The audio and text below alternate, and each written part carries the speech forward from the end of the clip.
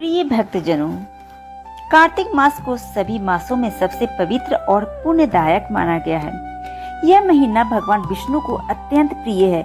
जो भी व्यक्ति इस माह में स्नान, दान, दीपदान और कथा श्रवण करता है, उसे असंख्य जन्मों के पापों से मुक्ति मिलती है।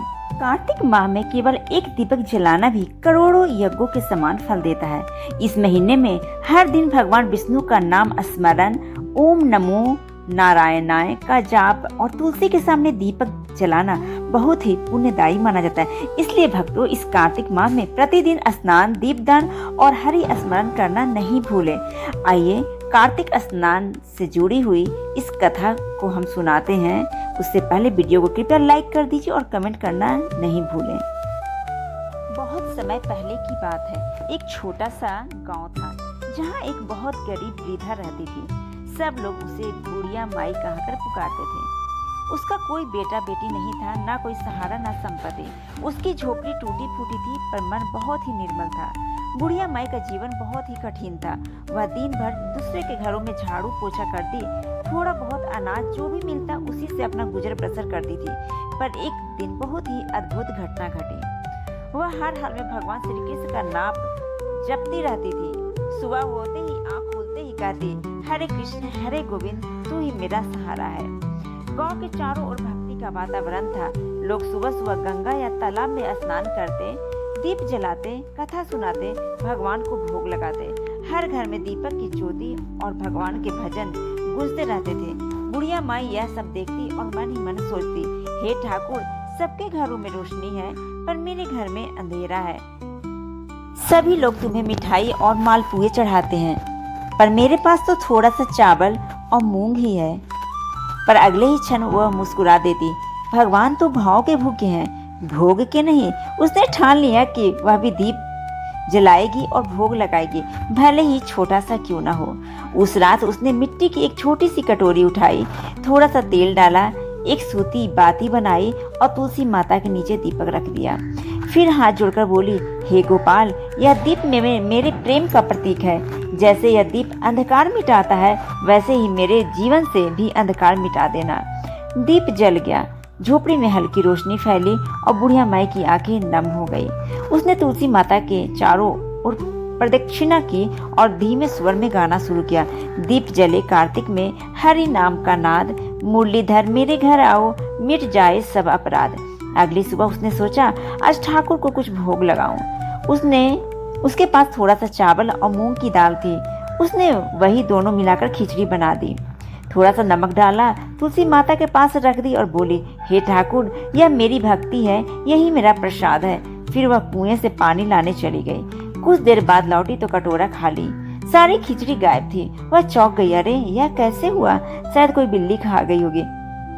पर उसके मन में एक अनोखी शांति थी। उसे महसूस हुआ जैसे किसी ने सच में उसका भोग स्वीकार कर लिया हो। दूसरे दिन फिर उसने वैसी ही खिचड़ी बनाई, फिर तुलसी माता के पास रख दी और बोली, हे कान्हा, अगर तुम सच में मेरे भगवान हो तो आज आकर मेरी खिचड़ी स्वयं खा लेना। वह जैसे ही अंदर गई, तभी झोपड़ी के दरवाजे पे धीमी दस्तक हुई। बुढ़िया माई ने दरवाजा खोला तो देखा एक सुंदर बालक खड़ा है, सिर पे मोरपंख, गले में माला, पीले वस्त्र और हाथ में बांसुरी। चेहरे पे अद्भुत मुस्कान थी। बालक बोला, माई, मुझे बहुत भूख लगी है, क्या कुछ खाने को मिलेगा? बुढ़िया माई मुस्कुराई बोली, बेटा, मेरे पास तो बस यह खिचड़ी है, पर अगर तू चाहे तो यही खा लो। बालक बोला, माई, यही मेरे लिए प्रसाद है। वह बैठ गया और खिचड़ी खाने लगा। बुढ़िया माई प्रेम से उसे देखती रही। जैसे जैसे बालक खाता गया, माई की आंखों से आंसू बहने लगे। खाना खत्म होने के बाद बालक बोला, माई, तेरी खिचड़ी में अमृत है, इसमें प्रेम की सुगंध है। इतना कहकर बालक की देह से तेज प्रकाश निकलने लगा। उसका रूप बदल गया। वह अब नन्हा बालक नहीं था, वह स्वयं भगवान श्री कृष्ण थे। मोर मुकुटधारी, नीलवर्ण, बांसुरी बजाते हुए बुढ़िया माई के पैर कांपने लगे। वह जमीन पे गिरकर रोने लगे, प्रभु, आप मेरे घर आए, मैं तो दीनहीन, निर्धन और अपवित्र हूँ। भगवान मुस्कुराए और बोले, माई, तू निर्धन नहीं, सबसे धनी है। तेरा प्रेम ही सबसे बड़ा धन है। तेरा यह दीप और तेरी यह खिचड़ी मेरे लिए करोड़ों यज्ञों के समान है।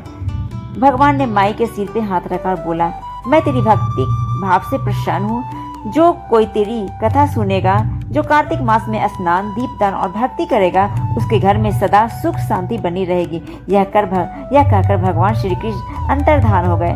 बुढ़िया माई बहुत देर तक रोती रही। उसका मन आनंद और आभार से भर गया। उस दिन से उसका घर उजाले से भर गया, जैसे खुद भगवान ने वहां दीप जला दिए हो।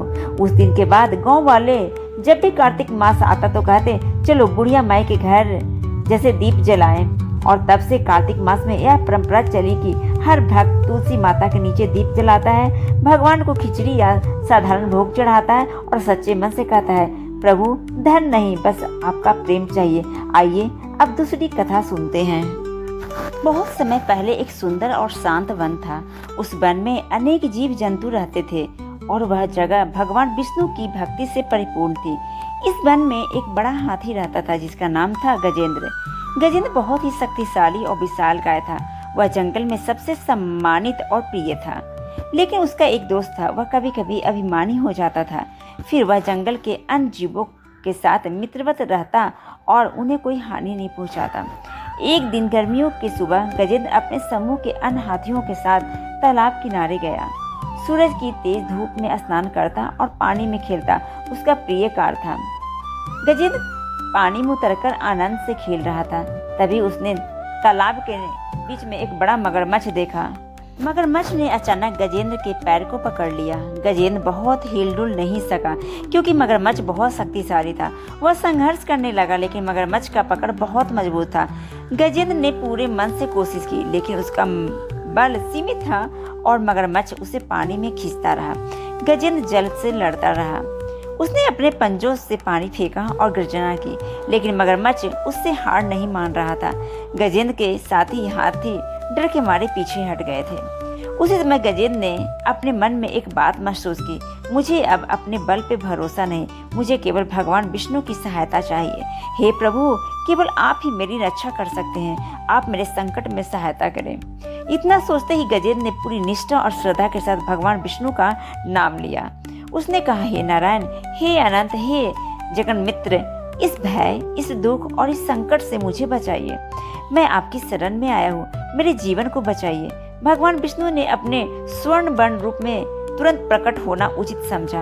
उन्होंने गजेंद्र के संकट को देखा और उसकी भक्ति से प्रसन्न हुए। भगवान ने अपने सुदर्शन चक्र का आदेश दिया। चक्र ने तेजी से घूमते हुए मगरमच्छ का वध किया। मगरमच्छ मारा गया और गजेंद्र तुरंत स्वतंत्र हो गया। गजेंद्र प्रसन्न होकर हाथ जोड़कर भगवान विष्णु के चरणों में गिर पड़ा। वह रोते हुए बोला, हे प्रभु, आपने मेरी रक्षा की। यदि मैं आपका ध्यान नहीं करता तो मेरा जीवन नष्ट हो जाता। आपकी महिमा अपरंपार है।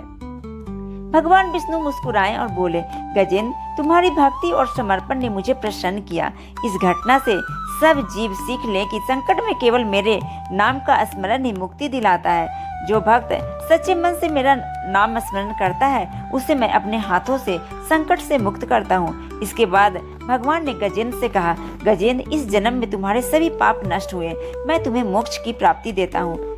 जब भी कोई मेरी भक्ति और निष्ठा के साथ इस कथा को सुनेगा उसके सभी संकट दूर हो जाएंगे।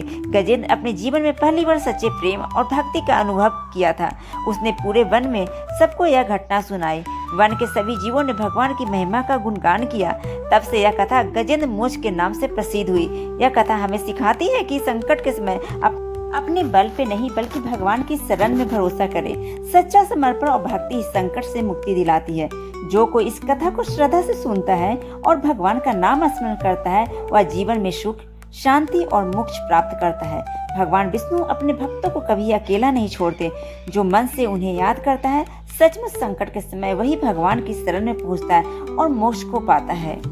हरे कृष्ण कृष्ण कृष्ण हरे हरे। संकट में भक्ति करो, भगवान की शरण पाओ। प्रिय भक्तजनों, अब हम सुनेंगे कार्तिक मास कथा की अध्याय 10-9 तक की कथाएं हमारे YouTube चैनल पे उपलब्ध है। आगे की कथा में श्री नारद जी बोले, ऐसा कहकर शंकर जी ने उस नेत्राग्नि को हाथ से लेकर खारे समुद्र में फेंक दिया और वह आग गंगा सागर के संगम पे जा गिरी। उक्त स्थान पे गिरते ही वह अग्नि बालक रूप में परिणित हो गई तथा वह बालक रोने लगा। उस बालक के रोदन से संपूर्ण पृथ्वी बारंबार कांपने लगी। देवलोक आदि सतलोक तक सब लोकों के निवासी बधिर हो गए। इस शब्द को सुनकर चकित होकर ब्रह्मा भी वहां गए कि यहाँ क्या हो गया है। वहां जाकर ब्रह्मा जी ने समुद्र के तट पे एक बालक को देखा। तब ब्रह्मा जी ने यह वाक्य कहा, यह अद्भुत बालक किसका है? उसके बाद ब्रह्मा को आया हुआ देखकर तथा उनकी वाणी सुनकर समुद्र ने हाथ जोड़कर नतमस्तक हो प्रणाम कर उस बच्चे को ब्रह्मा जी के अंक में रख दिया और कहने लगे कि हे ब्राह्मण, यह लड़का गंगा सागर के संगम में उत्पन्न हुआ मेरा बालक है। हे जग के जन्मदाता, इस लड़के का जात कर्मादि संस्कार आप ही कीजिए। नारद जी ने कहा, समुद्र इस प्रकार कह ही रहा था कि समुद्र का बेटा ब्रह्मा जी की दाढ़ी पकड़कर बारंबार झकझोरने लगा। उस कारण ब्रह्मा जी के नेत्रों में आंसू भर आए। किस प्रकार ब्रह्मा जी ने अपनी दाढ़ी छुड़ाकर समुद्र से कहा कि इसने मेरे नेत्रों से आंसू बाहर निकाल लिए हैं, अतएव इसका नाम जलंधर होगा। तब जहाँ से इसकी उत्पत्ति हुई वहीं से इसकी मृत्यु होगी। नारद जी ने कहा, ब्रह्मा जी ने ऐसा कहा शुक्राचार्य को बुलाकर जलंधर का राज्याभिषेक कर दिया और नदियों के स्वामी समुद्र को बुलाकर ब्रह्मा जी अंतर्धान हो गए।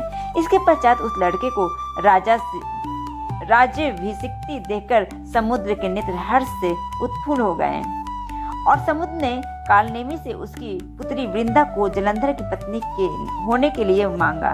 इस निवेदन पे कालनेमी आदि असुरों ने प्रसन्न होकर जलंधर को अपनी कन्या दे दी। वह भी अत्यंत प्रेमवती तथा आज्ञाकारिणी भार्या पाकर शुक्र की सहायता से निर्विघ्न शासन करने लगा। भक्तजनों, आगे की कथा हम कल के अध्याय में सुनेंगे। तब तक के लिए आप सभी को राधे राधे।